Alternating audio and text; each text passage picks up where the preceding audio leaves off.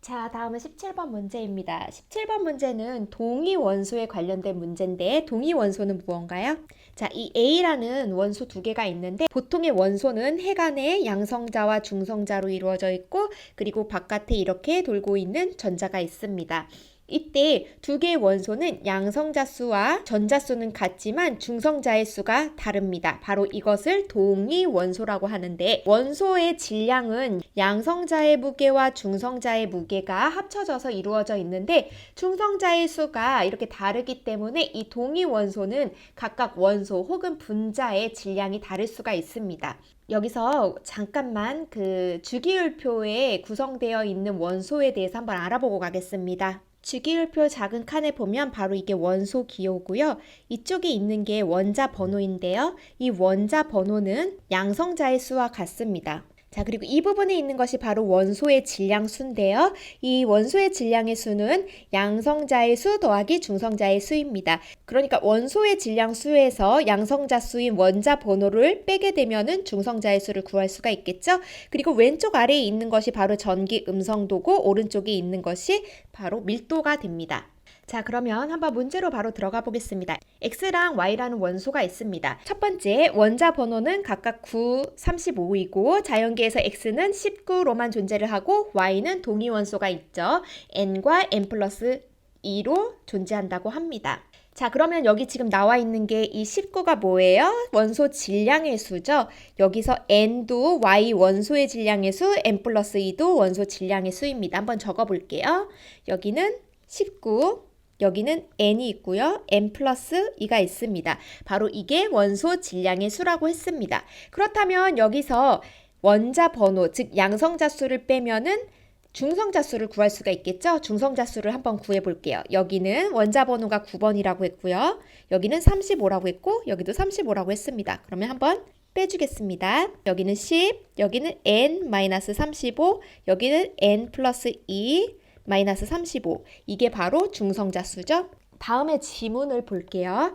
X, Y의 평균 분자량은 99다. X와 Y는 두 가지로 나올 수가 있는데 X는 19의 형태로만 존재를 한다고 하죠. 그리고 Y는 N의 형태로 존재할 때 Y는 N 플러스 2로 존재를 할 때가 있습니다. 평균 분자량은 원소의 질량 수를 모두 더한 값이니까요. 여기서는 평균 질량 값을 보려면 19 플러스 N이 되겠고요.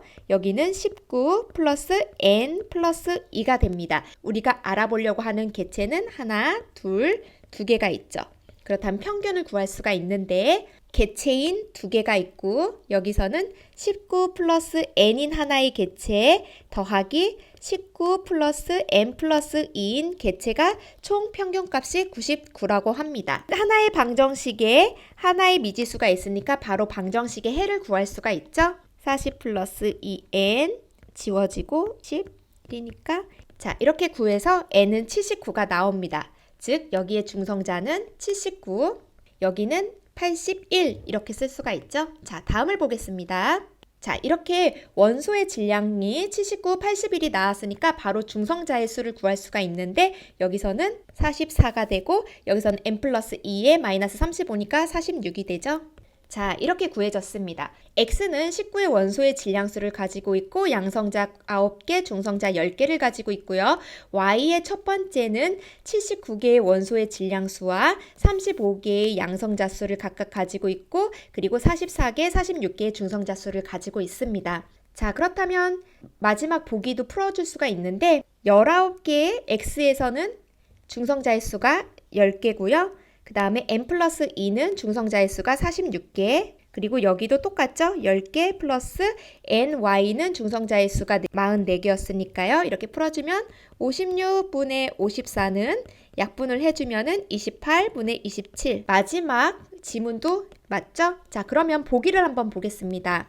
자, y가 나올 수 있는 가능성은 y가 79일 때 y가 79, 그리고 y가 79일 때 y가 81, 그리고 y가 81일 때 y가 또 81 이렇게 나올 수가 있죠. 분자량은 원소의 질량수를 모두 더한 값이고요. 총 3개의 객체가 있죠. 그렇다면 여기 한번 써주겠습니다. 하나의 객체는 2개의 79가 있고 더하기 79 더하기 81 그리고 81이 2개가 있습니다. 그리고 총 3개는 160이 되죠. 그러니까 기억해 보기는 맞습니다. 두 번째 지문을 보겠습니다. 두 번째 지문 조금 헷갈릴 수가 있어요. 1g에 들어있는 전체 양성자수. 여기서 우리가 알아야 될 것은 분자량과 질량을 어떻게 구별하는지를 알아야 돼요.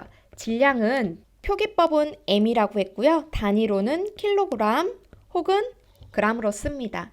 그리고 분자량이라는 것은 역시 표기법은 m이라고 쓰는데 이 질량의 m과 분자량의 m을 구별해주기 위해서는 분자량이 양성자일 때는 p, 분자량이 중성자일 때는 n, 분자량이 전자일 때는 e라고 써줍니다. 여기 단위 구별을 위해서 대괄호를 써줄게요. 단위는 역시 gram을 쓰거나 혹은 u라는 단위를 씁니다. 여기서 1u는 1.66 곱하기 10의 마이너스 24g입니다. 그래서 우리가 분자량을 알고 있을 때 이렇게 gram을 구할 수가 있고요. 이 gram이 바로 이 gram을 이야기를 하는 거예요. 자, 이 원소들은 어떤 거예요? 1g에 각각 다른 분자량을 가지고 있죠. 그렇다면 이것을 gram으로 어떻게 계산을 하는지 한번 그 개념만 잡고 가겠습니다. 대문자 m은 몰 질량이라고 했습니다. 1g에 y분자 2개가 들어가는 것이 어떻게 분자량과 계산을 할 수 있는지를 알아보는 건데 몰 질량은 몰분의 질량이라고 했고 단위는 몰분의 gram이라고 했습니다. 이때의 단위는 질량의 이 단위를 이야기를 하는 거예요. 그리고 또한 몰 질량은 분자량 곱하기 아보가드로의 수를 곱해주는 겁니다. 이거는 또 다른 공식이 나왔죠? 여기서 나오는 m의 여기 m은 분자량이라는 뜻이에요. 이 분자량은 U로 사용되는 단위고요. 그리고 아보가드로의 단위는 1분의 몰이죠. 1U는 1.66 곱하기 10의 마이너스 24g이라고 나왔습니다. 어떻게 분자량을 계산하는지 한번 볼게요. 자, 보기에서는 m은 지금 우리가 U라고 있죠? 아보가드로 수분의 몰 질량은 YN분의 YNW니까요. 이거 두 개를 더해주면은 160 그리고 분자량인 그램 퍼 몰입니다. 아보가드로는 6.02 곱하기 10의 23승 그리고 1분의 몰이죠. 그렇다면 단위 먼저 지워지고요. 2.66 곱하기 10의 마이너스 22g이 나옵니다. 근데 우리가 지금 알아봐야 되는 것은 분자량의 U니까요. 여기다가 나누기 1.66 곱하기 10의 마이너스 24g을 해줘야 되겠죠? 여기다가 나누기 U를 해주면 1g당 들어있는 분자량은 160이 나옵니다. 이렇게 해서 1g에 들어있는 분자량을 이런 식으로 구할 수가 있어요. 그렇다면 y, n, 그리고 n 플러스 2, y에 들어있는 총 분자량은 1g에 들어있는 것은 160이 되겠죠. 그리고 다음의 분자에는 2가 하나 더 있으니까 162가 될 겁니다. 첫 번째 분자는 160개의 분자량 분에 70개의 양성자수가 들어있고요.